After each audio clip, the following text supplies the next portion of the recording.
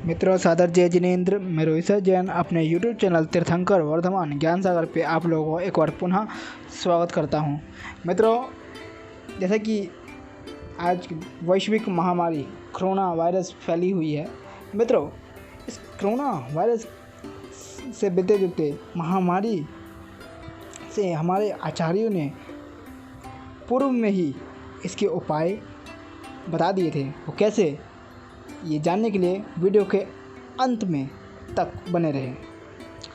मित्रों, आचार्य भद्रबाहु ने आज से 2400 वर्ष पूर्व यानी गुप्त काल के समय महामारी से संबंध में एक सुझाव दिया था, जिसे आज की भाषा में हम गाइडलाइन कहते हैं। एक हिदायत दी थी कि महामारी के समय क्या करना चाहिए। यह ओग नियुक्त ग्रंथ में निहित है।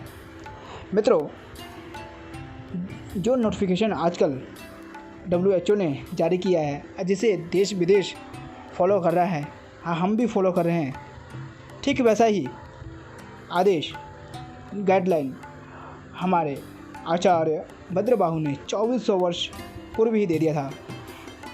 ये गाइडलाइन साधुवियों के लिए था, लेकिन आज वर्तमान काल में ऐसी परिस्थिति हो चुकी है कि सभी के लिए है।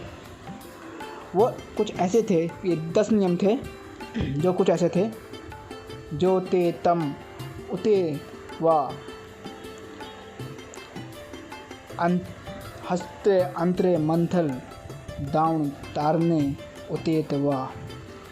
यानी जिसको करवट में मुश्किल आ रही हो, जो बीमार हो, उसको छूना नहीं है। अगर छूना भी है तो कपड़े का सहारा लेके उसको छुएं। आज WHO ने भी कुछ इसी तरह गाइडलाइन दी है कि अगर आप किसी वस्तु को छुएं तो ग्लव्स पहन के ही छुएं। दूसरा, जो उत्तेवना हंसते मटिया धोवई। कोई भी कार्य करें, उस कार्य करने के बाद मिट्टी से हाथ को धोए। WHO की गाइडलाइन में भी ये कहा गया है कि कोई काम करने के बाद, किसी चीज़ को छूने के बाद आप हाथ को सैनिटाइज़र या साबुन पानी से धोएं। सोया गिलानी, अगली गाइडलाइन है सोया गिलानी बसही ठबई। यानी जो संक्रमित व्यक्ति है, जो बीमारी से ग्रस्त है, उसे एक मकान में रख दो या एक कमरे में रख दो या कोई हॉल जैसे जगह पे रख दो और उसके चारों ओर घेराव कर दो। यानी आज की भाषा में क्वारंटाइन करना। चौथा, ये कहा गया था बारम जूहा चैन गिलाने एकम दोहा। यानी जो बीमार है, उसके रास्ते पे आने जाने से रोक लगाई जाए, और जिस रास्ते से वो जा रहा है, जिस द्वार पे से निकल रहा है, वहाँ पे किसी स्वस्थ व्यक्ति को ना जाने दिया जाए। यही WHO ने भी गाइडलाइन दी है कि बीमार व्यक्ति से थोड़ा दूर रहें। पांचवा था जो संयुक्ता गिलानी औजा दूरस्थ। यानी जो व्यक्ति बीमार है, उसको भोजन दूर से ही दिया जाए। आज WHO ने भी ये गाइडलाइन दी है। आज देश विदेश में हम देख रहे हैं कि मरीज व्यक्तियों को भोजन रोबोट द्वारा ही दिया जा रहा है। जो अगली गाइडलाइन थी वो थी जो या इच्छा सो या इच्छा मनियाबा। यानी जो निर्भीक हो, जो निडर हो, जो धर्म परायण व्यक्ति हो, वही बीमार व्यक्ति की सेवा करे। WHO ने कहा है कि जो शरीर से तंदुरुस्त हो, हष्ट पुष्ट हो, वही बीमार व्यक्ति की इलाज करे, यानी डॉक्टर, हमारे नर्सेस। फिर अपनी गाइडलाइन जो थी मृत्यु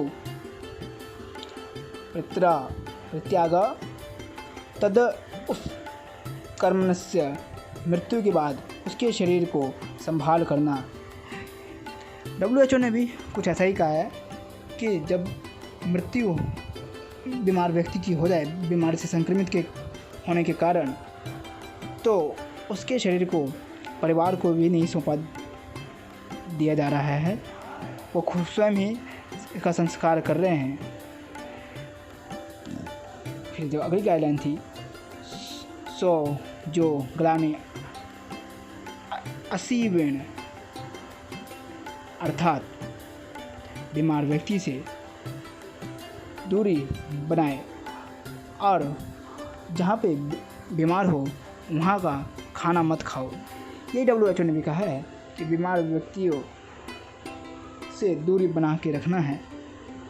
अगली गाइडलाइन थी, इमानी चित्तारे पृत्व इवानी लोहम च, यानी जो बीमार से ग्रस्त हो वो किसी लोहे की चीज़ को ना छुए।